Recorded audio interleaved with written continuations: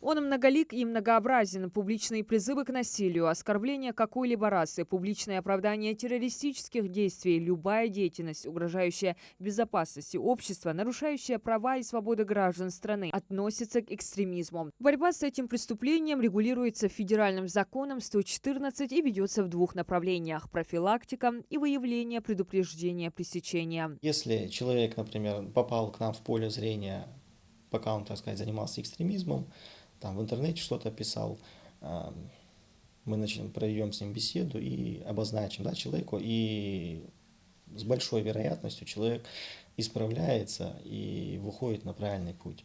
Но, к сожалению, иногда бывает так, что человек сразу попадает в терроризм, в это русло, берет в руки автомат, и последствия потом бывают у нас довольно-таки печальные. Помимо экстремистских, на территории республики в 2023 году были выявлены нарушения террористического характера. Терроризм – крайняя форма проявления экстремизма, влекущая за собой человеческие жертвы и насилие. В последние годы обезвреживаются множество террористических ячеек, предотвращены планировавшиеся теракты. К сожалению, в нашей республике были такие печальные моменты. Вот, например, нападение в марте у нас было на пост, да. Изначально это была группа из 6 людей, двое на данный момент находятся у нас в розыске, сотрудники полиции их ищут. Но хочется еще подчеркнуть, что люди, недостаточно понимая последствий, начинают оказывать боевикам, если так сказать, помощь.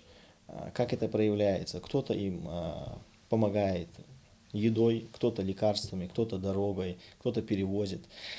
Люди просто не осознают те последствия, которые могут наступить. Огромное количество преступлений террористического и экстремистского характера в нынешних реалиях совершаются в сети интернет. Поэтому правоохранители призывают тщательно обдумывать свои действия и не нарушать законодательные нормы. Часто экстремистские действия виновные оправдывают незнанием. Казалось бы, на первый взгляд безобидный лайк, литература и даже песня могут повлечь за собой серьезные последствия.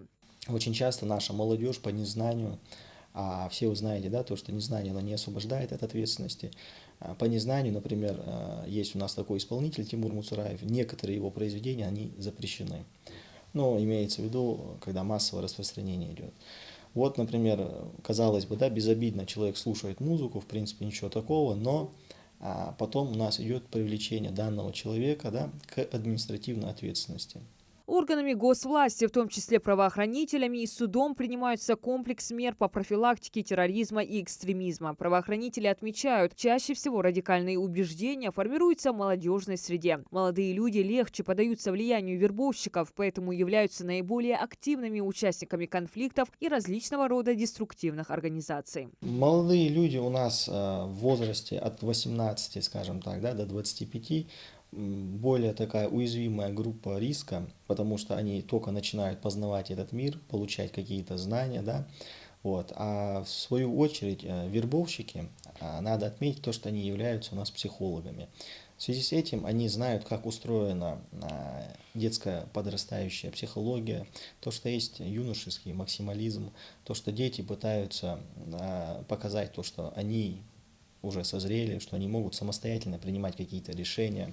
Вот. Очень часто используют подмену понятий. Радикализм, экстремизм, фанатизм, терроризм – звенья одной цепочки, которые влекут за собой тяжкие последствия. За экстремистские и террористические преступления могут приговорить к разным срокам, вплоть до 20 лет тюрьмы. А самое страшное – пожизненное лишение свободы. На сегодняшний день пожизненное заключение в России отбывают 1942 человека. Диана Дударова, Султан Булгучев, Магаз 24.